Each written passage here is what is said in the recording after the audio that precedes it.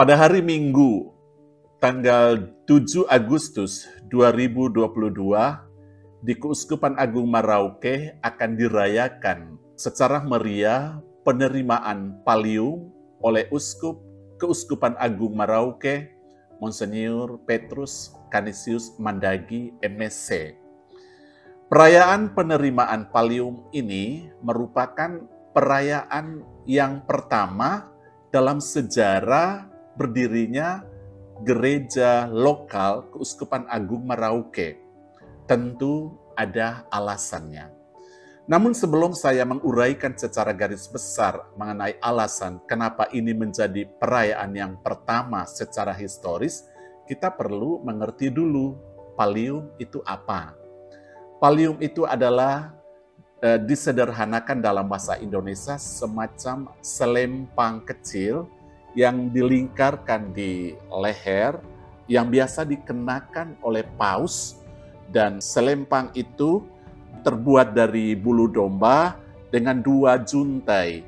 Juntai bagian depan di dada ke bawah dan juntai bagian belakang. Dan dia terdiri atas 6 salib untuk yang modern. Pallium ini dulu hanya dikenakan oleh paus. Tetapi dalam perjalanan, mulai dari pertengahan abad ke-4, lalu kemudian dikembangkan pada abad ke-6 dan seterusnya, mulai diserahkan oleh paus kepada para uskup metropolit. Dan Keuskupan Agung Merauke merupakan salah satu keuskupan metropolit. Dan setiap uskup agung sebelum mengemban tugas kegembalaan sebagai uskup agung, dia harus menerima terlebih dahulu Pallium yang diberikan oleh paus.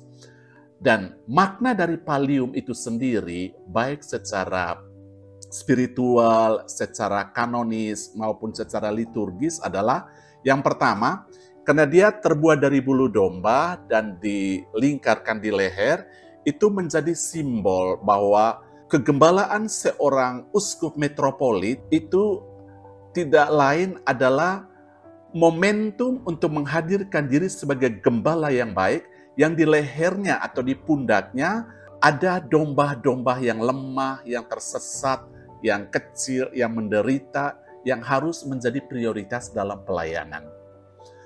Lalu makna yang lain adalah bahwa di Pallium itu ada salib yang berjumlah 6 kalau tidak salah. Lalu salib itu menjadi simbol bahwa dengan pengangkatan sebagai uskup agung, seorang uskup dia bersedia untuk memikul salib-salib yang tidak lain adalah milik kawanan domba kegembalaannya. Makna yang lain lagi adalah bahwa Pallium itu adalah simbol bahwa seorang uskup metropolit berada dalam persatuan yang penuh dengan paus di Roma, dengan tahta apostolik. Makanya Pallium itu dalam sejarah itu biasanya diserahkan di Roma oleh paus kepada para uskup metropolitan. Dan pada masa kegembalaan kepausan Paus Yohanes Paulus II, lalu kemudian dilanjutkan oleh Paus Benediktus, Pallium itu diberikan di Roma lalu dikenakan oleh paus sendiri di leher para uskup metropolit, dan itu diberikan pada hari raya Santo Petrus dan Paulus. Tetapi mulai dari masa kegembalaan Paus Fransiskus, dia merubah. Jadi Pallium itu diterima di Roma oleh para uskup metropolit, tetapi pengenaan Pallium itu di gereja lokal atau di keuskupan agung masing-masing di mana para uskup itu berasal. Dan setelah diterima di Roma, berarti sampai di keuskupan agung masing-masing, Pallium itu akan diserahkan dan dikenakan oleh nuncio apostolik kepada uskup agung yang terpilih. Lalu kenapa saya katakan bahwa untuk Keuskupan Agung Merauke ini baru pertama kali? Ya, karena uskup-uskup sebelumnya masih mengikuti prosedur yang lama, yakni penerimaan Pallium terjadi di Roma dan penyerahan serta pengenaan juga terjadi di sana oleh Paus. Tetapi yang sekarang Bapak Uskup yang kita kasihi Monsinyor Petrus Canisius Mandagi, penerimaan pallium itu di Keuskupan Agung Merauke karena perubahan reksa kegembalaan dari Paus Fransiskus. Kenapa harus di gereja lokal Keuskupan Agung? Mau menekankan supaya dengan penerimaan pallium di Keuskupan Agung di gereja lokal, yang ditonjolkan di sana adalah persatuan antara gereja lokal di Keuskupan Agung itu dengan tahta suci dengan Paus di Roma, dan juga mau melibatkan sebanyak mungkin umat dalam perayaan yang meriah itu, yang sekaligus juga menjadi simbol persatuan antara umat dengan gembalanya.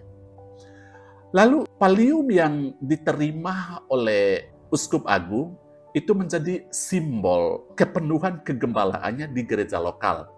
Kalau Paus menjadi simbol kepenuhan kegembalaan sebagai Paus, yang dalam bahasa Latin disebut dengan plenitudo pontificalis officii.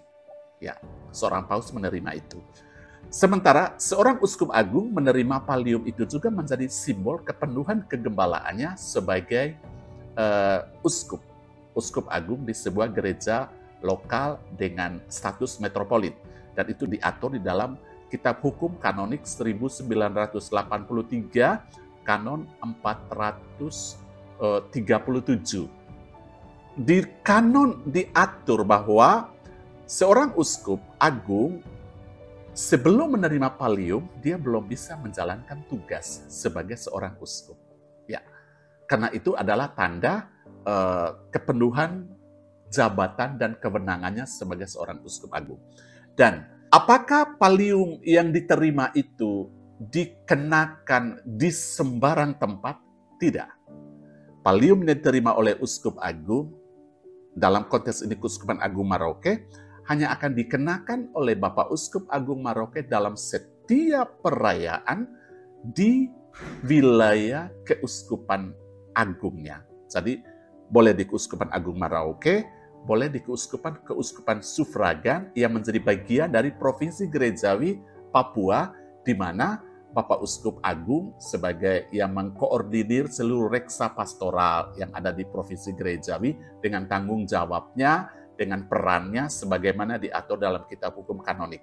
Jadi, Bapak Uskup bisa mengenakan pallium itu di Keuskupan Agung Merauke, di Keuskupan Jayapura, di Keuskupan Timika, di Keuskupan Agats, dan di Keuskupan Manokwari Sorong. Tetapi ketika Bapak Uskup pergi keluar dari Provinsi Gerejawi Papua, misalnya ke Keuskupan Agung Makassar atau ke Keuskupan Manado, di sana Bapak Uskup tidak bisa mengenakan pallium, karena di sana sudah menjadi wilayah atau menjadi Provinsi Gerejawi untuk uskup yang lain, bukan Bapak Uskup kita. Sehingga dia hanya dipakai di sini menjadi simbol kepenuhan jabatannya untuk gereja lokal Keuskupan Metropolit Merauke. Ya, Merauke.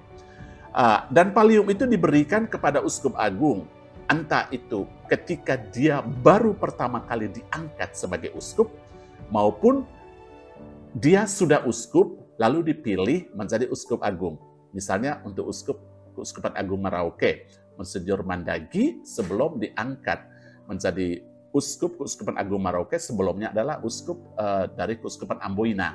Karena Keuskupan Amboina bukan keuskupan metropolit, maka ketika beliau diangkat secara sah oleh tahta suci sebagai Uskup Agung, maka beliau harus menerima pallium sebagai tanda kepenuhan kewenangan dan jabatan kegembalaannya di Keuskupan Agung Merauke. Ini yang diatur berdasarkan Kitab Hukum Kanonik mengenai makna secara kanonik, lalu saya tambah tadi secara liturgis, kemudian secara pastoral dari pallium, lalu gambaran sejarah singkatnya, lalu kenapa harus diselenggarakan di gereja lokal sesuai dengan kebijakan Paus Fransiskus, dengan beberapa alasan yang saya angkat tadi, yakni untuk menekankan nilai persatuan antara Keuskupan Agung dengan takhta suci, lalu mau melibatkan sebanyak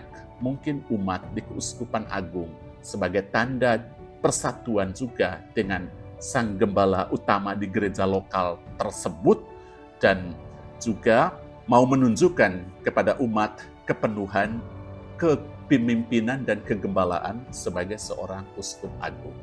Ini gambaran sepintas mengenai Pallium yang dalam sejarah baru pertama kali dirayakan di Keuskupan Agung Merauke sesuai dengan perubahan reksa kegembalaan dari Paus Fransiskus.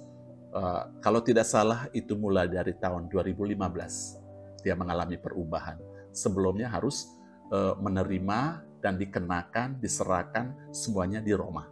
Ya, tujuannya juga sama, supaya mau menunjukkan kesatuan yang penuh antara gereja partikular, khususnya keuskupan metropolit yang digembala oleh para uskup agung itu, dengan tahta Satu Petrus yang dipimpin oleh Paus. Saya kira demikian info sekilas mengenai Pallium dan perayaan yang akan kita selenggarakan pada tanggal 7, sehingga umat bisa mengerti apa sebenarnya inti dari perayaan ini. Terima kasih.